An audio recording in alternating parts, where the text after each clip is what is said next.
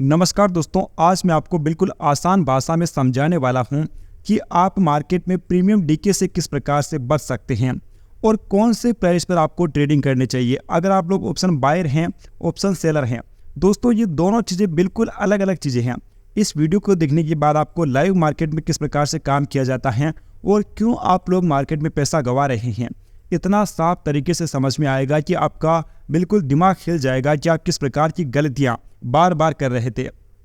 अभी दोस्तों आप लोग देखिए, मेरा कोई एक सेटअप है कि मार्केट जब भी इस ईएमए को टच करेगा और यहाँ पर मेरे को कोई भी अगर नेगेटिव कैंडल मिलती है तो मैं ट्रेड करने वाला हूँ। आप लोग देखिए, मार्केट में सेटअप क्या करता है, बिल्कुल शानदार तरीके से काम करता है।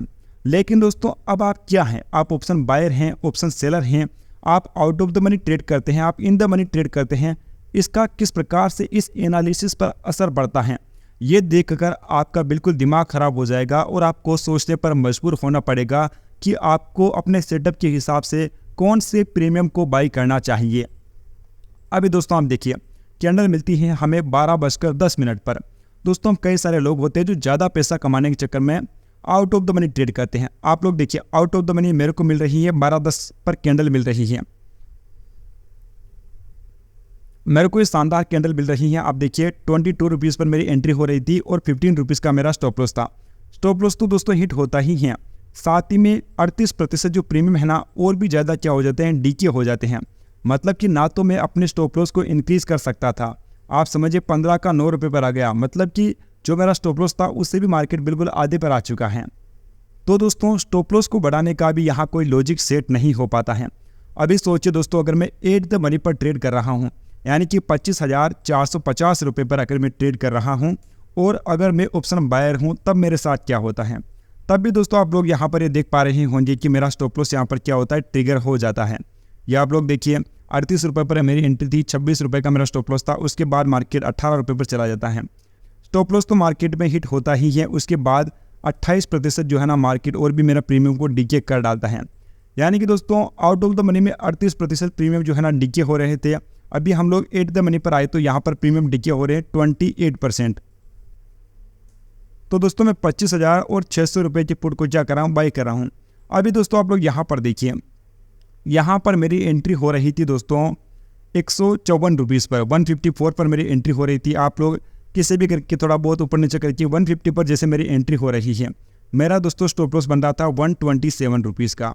और यहाँ पर देखिए दोस्तों मेरा स्टॉप लॉस ट्रिगर नहीं होता है, मार्केट 130 पर आता है। मेरा कितना भी बड़ा टारगेट हो, 1:2 हो, 3 हो, मेरे को मेरा टारगेट जो था वो बिल्कुल आराम से मिल रहा था। तो यहाँ पर दोस्तों मेरे को कोई भी परेशानी नहीं होती है। आप लोग यहाँ पर देखिए, स्टॉप लॉस के हिसाब से मेरा कितना भी बड़ा टारगेट होना चाहिए, ये देखिए 1:2.7 के समथिंग। अगर दोस्तों मैंने यहाँ पर थोड़ा बहुत वेट करके एंट्री ली होगी तो 1:3 भी जो है ना मेरा आराम से डन हो चुका था।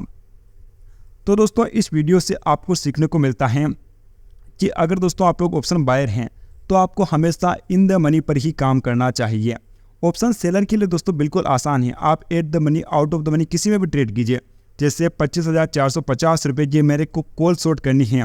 अगर दोस्तों मैं ऑप्शन में सेलर हूँ तो आप लोग सोच कर देखिए, मेरे को कुछ भी एफर्ट नहीं डालना है। यहाँ पर देखिए 38 रुपये पर मेरी एंट्री हो रही है, 52 का मेरा स्टॉप लॉस है और जो पूरा पैसा है मेरे को मिल जाता है। आप लोग यहाँ पर सोच के देखिए, मेरी एंट्री दोस्तों इस वाले लेवल पर हुई थी, स्टॉप लॉस मेरा था गाइस इस लेवल के ऊपर था, और यहाँ पर मार्केट जो मेरी एंट्री की उसके भी ऊपर क्लोज हो रहा है। फिर भी दोस्तों मेरे को पूरे 38 पॉइंट जो है ना मिल रहे हैं। तो दोस्तों कितनी समझदारी की बात है यार, आपको कुछ भी ज़्यादा एक्स्ट्रा दिमाग अपना यूज़ करना ही नहीं है। बिल्कुल जो है ना आसान सा ही आपके लिए काम रहने वाला है। बिल्कुल एक सिंपल सा आपको दिमाग लगाना है कि यहाँ से बस मार्केट नीचे रह सकता है और वहाँ पर जाकर मैं उसी लेवल की कॉल को मैं शॉर्ट कर दूंगा। अब दोस्तों आपने सोशल मीडिया पर कई सारे वीडियोस देखे होंगे जिनमें क्या होता है कि प्रीमियम एकदम से उछल जाते हैं, 10 रुपये का 100 रुपये चला जाता है, वो होल्ड करते बड़ा पैसा बना देते हैं।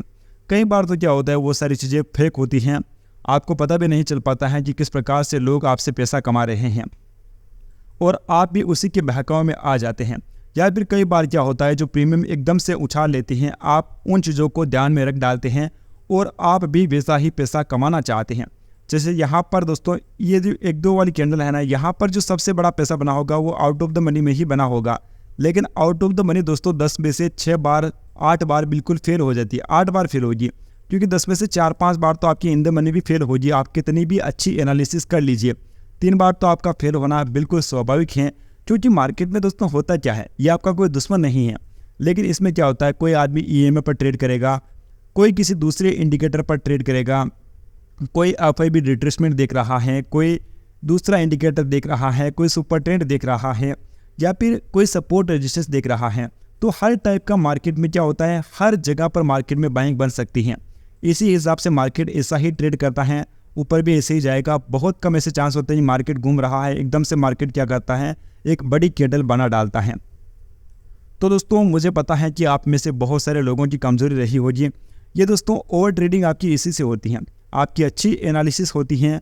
फिर देखिए आपने जैसे मान लीजिए, जैसे यहाँ पर मैं आपको शुरुआत में ही जो एग्जांपल दे रहा था 25,450 रुपये की पुट, अभी आप लोग देखिए आपकी एनालिसिस में कोई भी गलती नहीं थी, लेकिन सोचिए दोस्तों आपका स्टॉप लॉस अगर चला जाता है तो आपके माइंड पर इसका क्या प्रभाव पड़ेगा।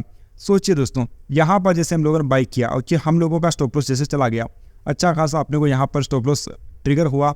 दूसरी बात फिर हम लोग देखेंगे भाई इतना बड़ा मार्केट तो ट्रेड अपने को दे चुका है, बहुत शानदार प्रॉफिट अपना हो जाता, फिर हम लोग कहीं ना कहीं ये पुल बैक पर इन कैंडल्स पर बाई करेंगे, इन कैंडल्स पर बाई करेंगे, तो यहाँ पर ये सारे आपके स्टॉप लॉस चले गए। आप किसी भी कैंडल पर अगर आप बाई कर लेते तो भी दोस्तों आपका स्टॉप लॉस चला जाता। ये दोस्तों ओवर ट्रेडिंग जो होती है ना, इसी कारण से होती है।